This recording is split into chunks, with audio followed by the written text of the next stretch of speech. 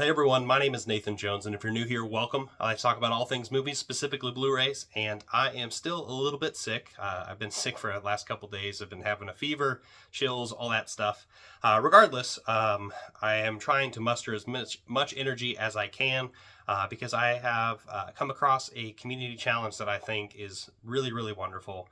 And I've actually seen several of my friends and a new friend too who has created this challenge. So that friend is Altez, and with CineArtTherapy, and he challenged us to talk about 10 films that remade us. And so what that really means is 10 films that really kind of changed our perspective on things, and maybe have like caught us at a certain moment in life. At least that's how I interpreted it. So these are films that I think are super personal, and films that like kind of change your perspective, maybe in a sense self, like for yourself, maybe a cultural perspective or like a social perspective or something like that. That's kind of how I gathered it. So, but I also saw my friend John, PlatX2, and SJS Arts put out some wonderful videos. So I'm going to link the description of all three of their videos down in the description down below. But I encourage all of you who are content creators to put out your own top 10 challenge for this 10 films that remade you. And so we're going to go through this this journey, and let's see how much energy I have as I go through this whole thing, because it's going to be a lot. But I hope you enjoyed the 10 films that remade me, and thank you so much, Altez, for putting this out. And yeah, go subscribe to his channel. All right, so let's jump into the films. A few of them are going to be probably pretty obvious for some people who have watched my channel for quite some time. Several of these films have been mentioned at least a couple times. So I'm going to try to go in chronological order in my life. And the first film, or films, I'm going to be cheating a little bit. I'm sure you already know what this is. It's going to be Lord of the Rings. I'm going to talk in particular Return of the King. So I could talk about all three, but I'm going to talk about Return of the King. I've mentioned this before, but this is actually, I was in the theater experience. I was able to go to the IMAX experience with my uncle.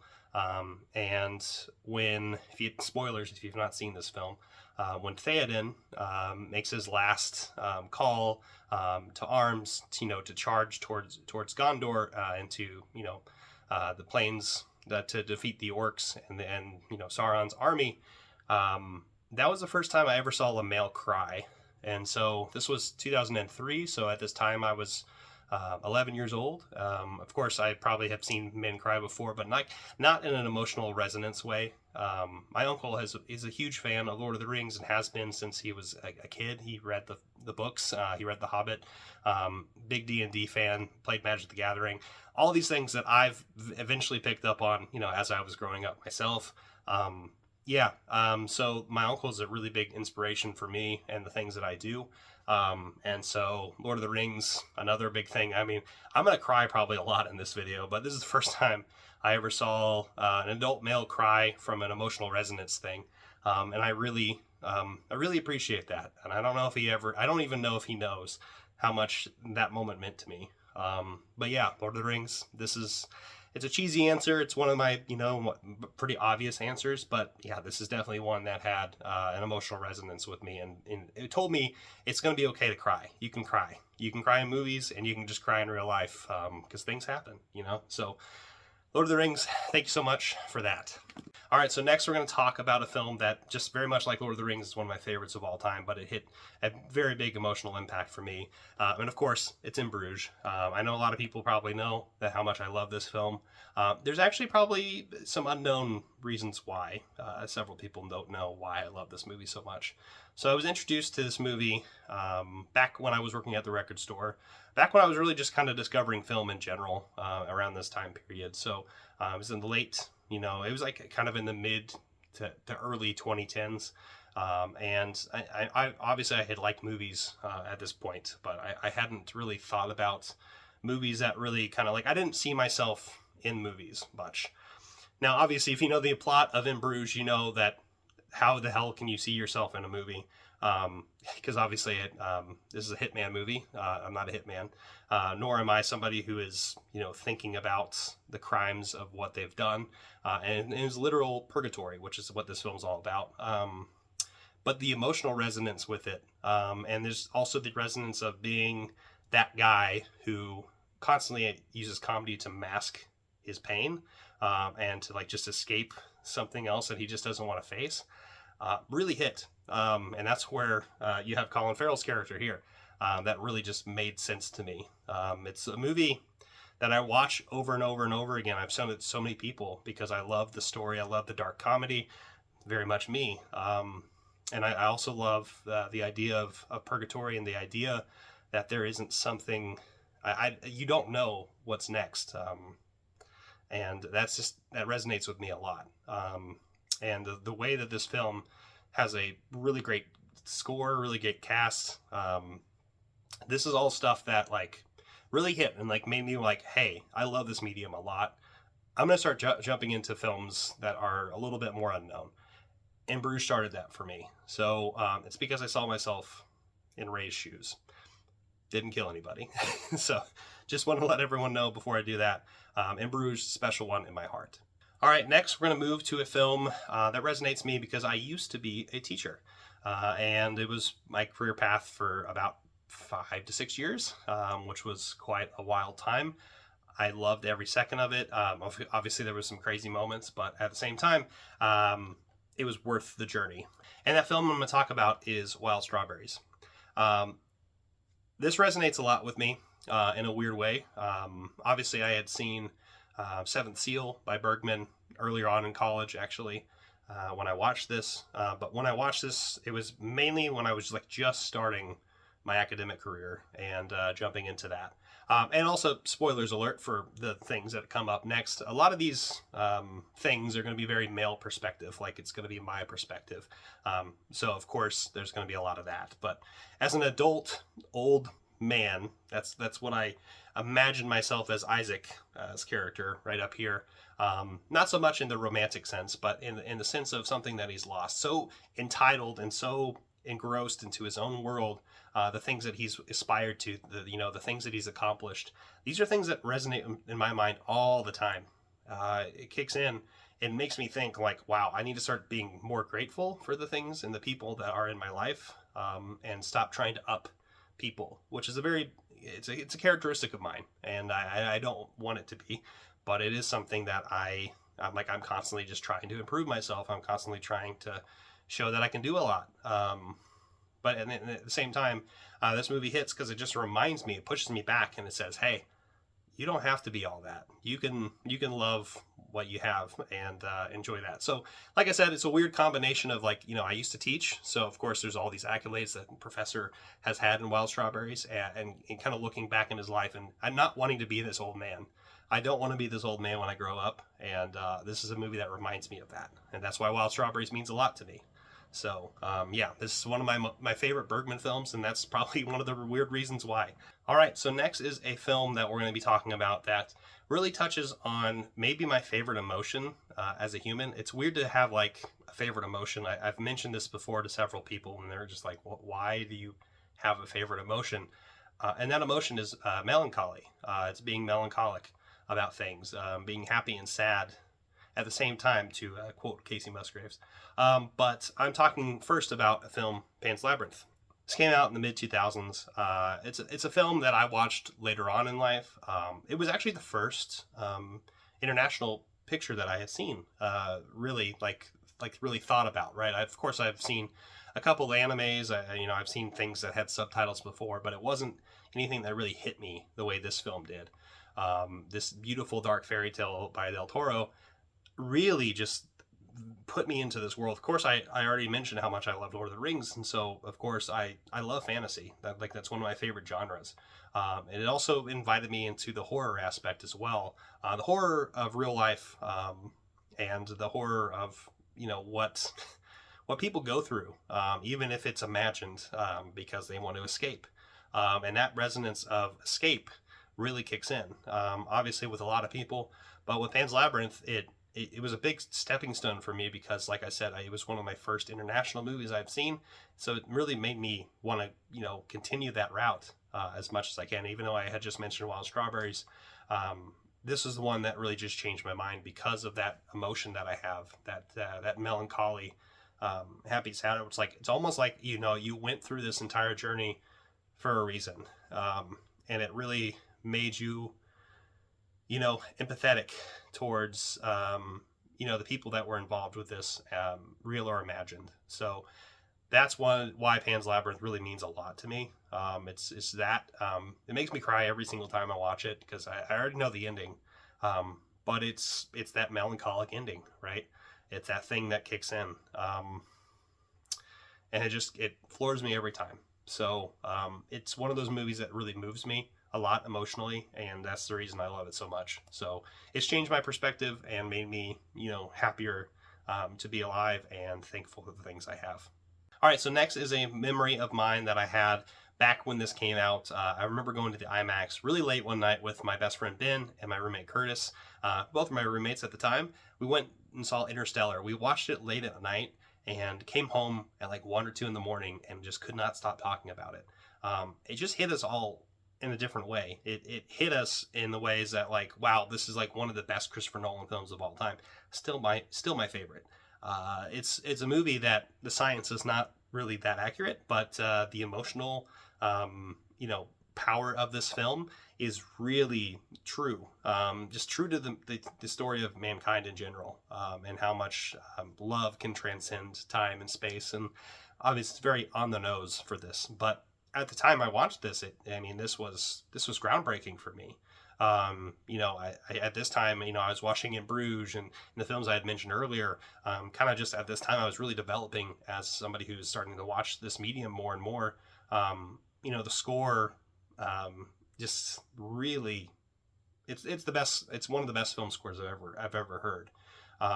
But just the amount of effort put into our main characters in here, just trying to reach to each other, just trying to connect, is trying to save each other from the things that happen in this film, just floored me. There's things that are more powerful than, you know, kind of the logical sense of things, and that's where I was getting at with the science. Is like, it's not super logical, and I think this is a really great blend of that emotional and factual kind of combination.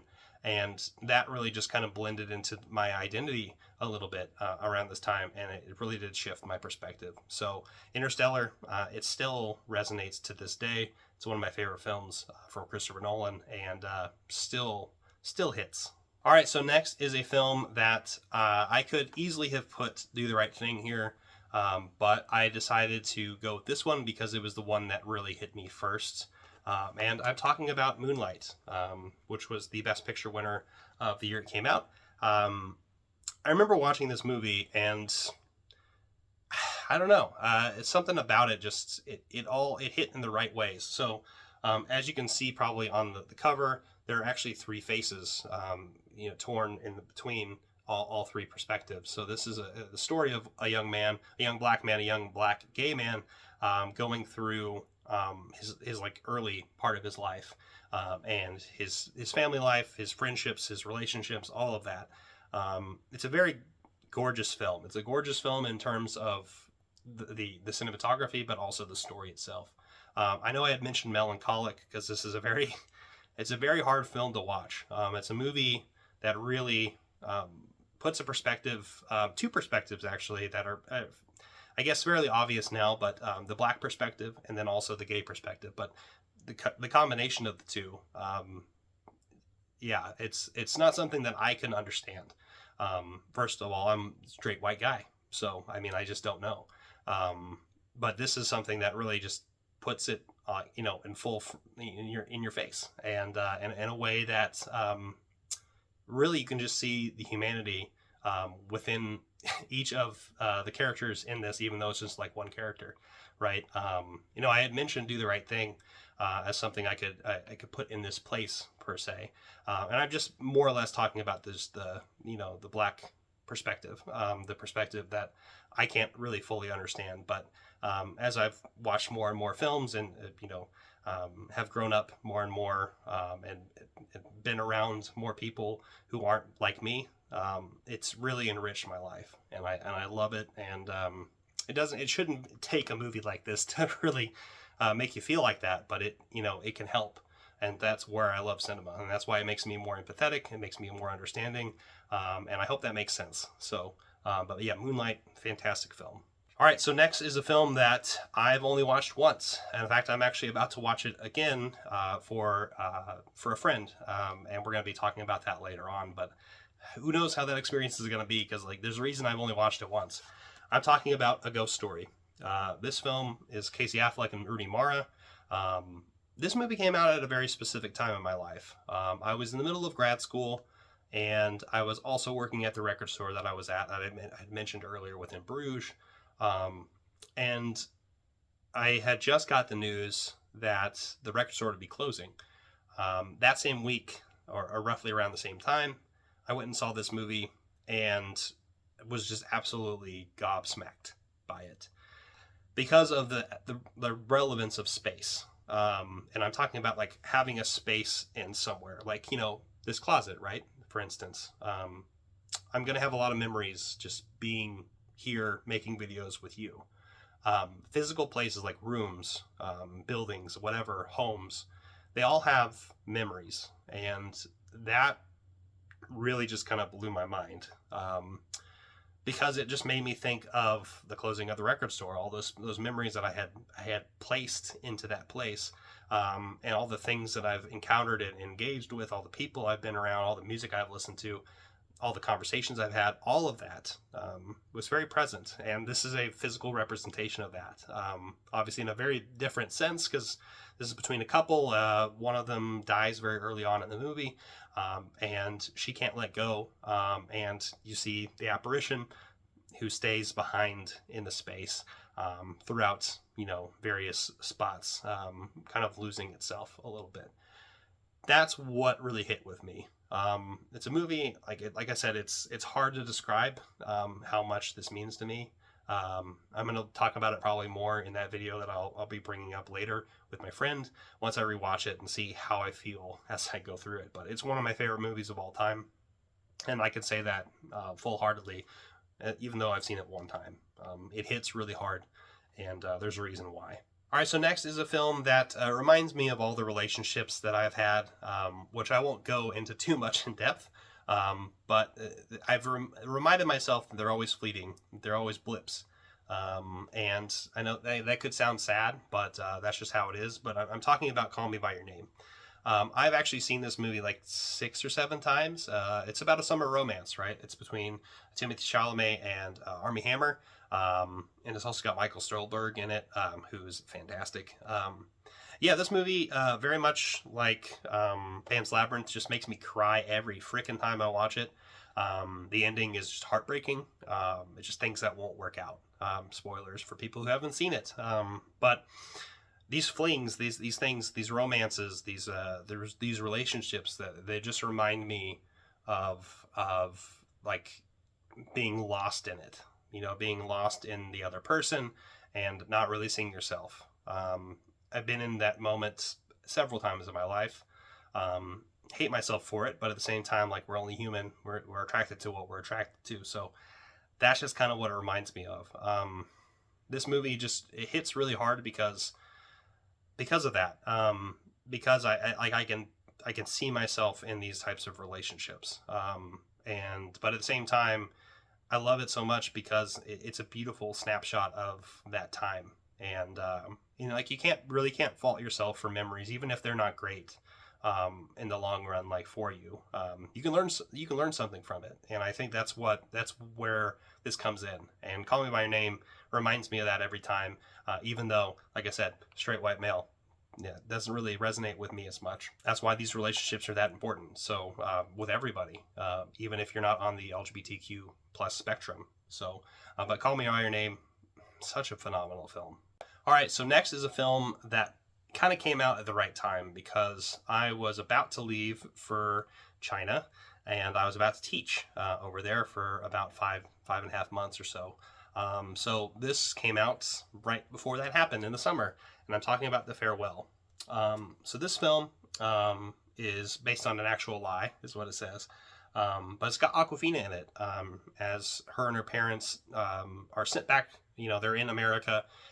They're going back to China because they hear that their grandmother is dying and she's going to pass away. This also came around the time that my grandparents had, like, started to, like, die. Yeah, I'm just going to say it like that. Yeah. I don't have any grandparents left. The last couple had passed away in the last couple years, but around this time, it really resonated. So first of all, that, seeing my grandparents kind of pass on.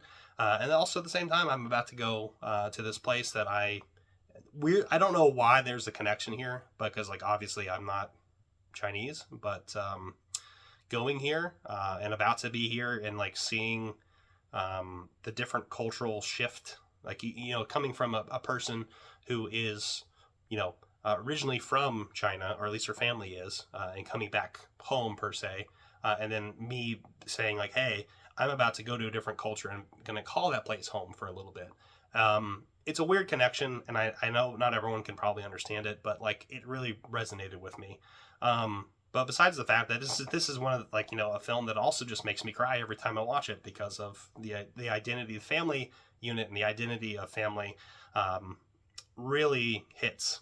And the weird thing is, like, my family is very individualistic, so we're all do our own thing.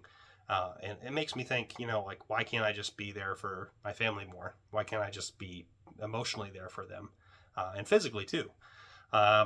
So it just reminds me that family is really important. It reminds me of a time in my life that I'm about to, replace the home that I live in now with a new home, and remind myself of that time. So farewell. It's a great film, and I highly recommend people watch it. All right, and the last one I'm going to talk about is another one that I just mentioned, that I went to China. This is actually when I just came back from the UK, so I had just visited England, Scotland, and Northern Ireland. I got to see my friends Sam, Chris, Davey, and I almost got to see my friend Elliot, but he was in New York. But I was able to get gifted this film right here, Goodbye Dragon Inn.